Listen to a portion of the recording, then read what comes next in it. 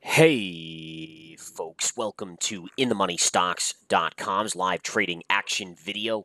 My name is Gareth Soloway, Chief Market Strategist here. Today's date is Tuesday, April 24th, 2018. We'll take a look at the S&P today.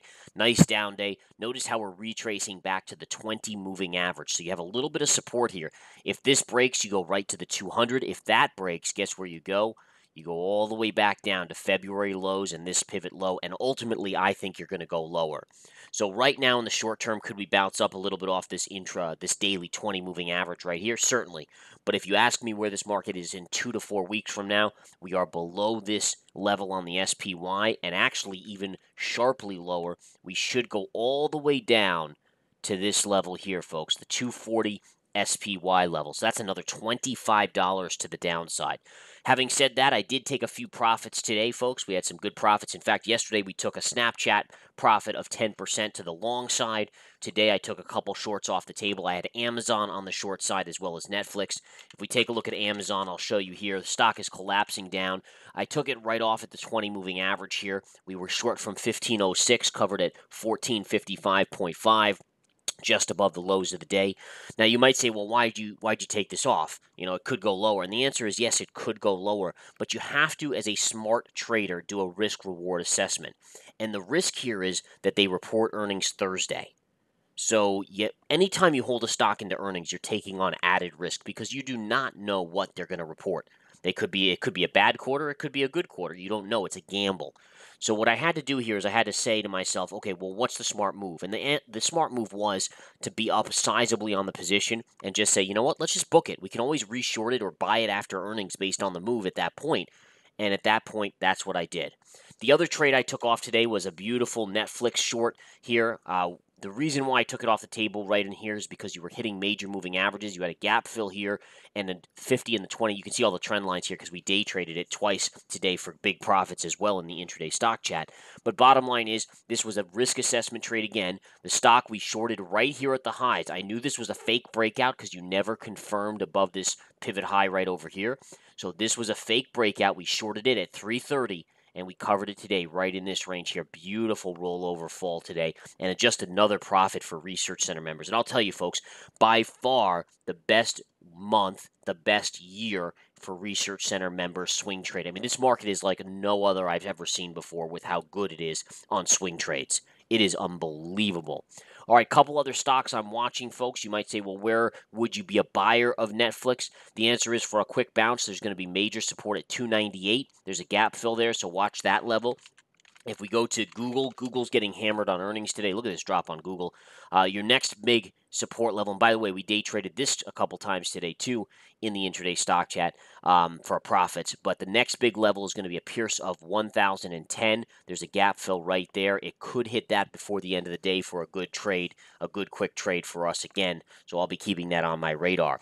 Another trade I'm looking for as a swing trade. Notice the drop here on Alcoa continues. Alcoa is going to have major support at this level here. So you have just below 50 bucks. You have a pivot high right there, and the 50 MA right there. You have a gap fill right here, just above 48. So basically, I'm going to start to accumulate in this range here, and I'll be accumulating all the way down to 48 if it gets there. It may not get there all the way to 48, in which case I've already bought some just above that level here, and then we get the bounce. But that's where you start to accumulate below $50 down to 48. Beautiful little opportunity there.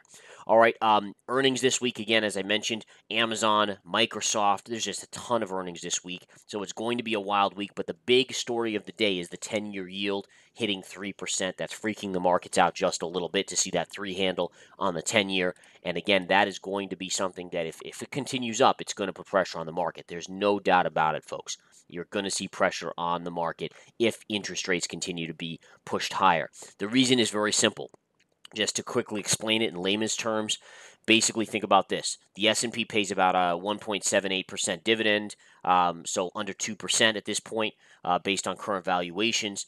Investors are willing to take a little bit more risk by buying stocks to because the stocks can go up plus the dividend, but they're not willing to take too much. So the higher interest rates go, the more people say, well, listen, yeah, I mean, it could make almost 2% on the dividend on the S&P and take some risk. Maybe stocks go up. But as they start to see this market kind of stalling here, like it's done the last few months, they're saying to themselves, wait a minute, I could book 3% on the 10-year?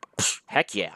And it's basically it's a weight assessment. You're deciding what's better for you. And the weaker this market looks as interest rates go higher, it's making more and more people pull out of stocks and go into 10-year yields and interest rates, interest related vehicles. Couple other stocks I want to point out here before I get going here, folks. There's some interesting stuff out there. 3M's getting smoked today on earnings. This is actually getting very, very interesting. So I'm going to keep a close eye on this. I have a couple levels down here. There's a pivot low actually down here. In fact, I'm eyeing this as a potential swing trade. There's a very good level there, and then there's a gap fill right here. So right in this range, I would say down to about 196. From here down to 196 is a very, very good level. In fact, I'm eyeing some options on the 3M just if it goes a little bit lower here myself. Okay. Other than that, I think it's just watch and see, trade smart. And again, if you're a member here of the Research Center, you're going to be banking money. I mean, it's just the basics of it. Take a look. Let's take a quick look at the track record that I just updated today, and you can see all the winners on it.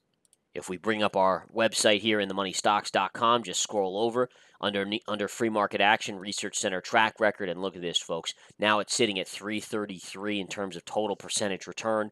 Again, as I say, if you're conservative and you invest 10% in each position, you're up 33% on the year. That's being conservative, right? A lot of you guys probably put 25, 30, 40, 50% in a stock.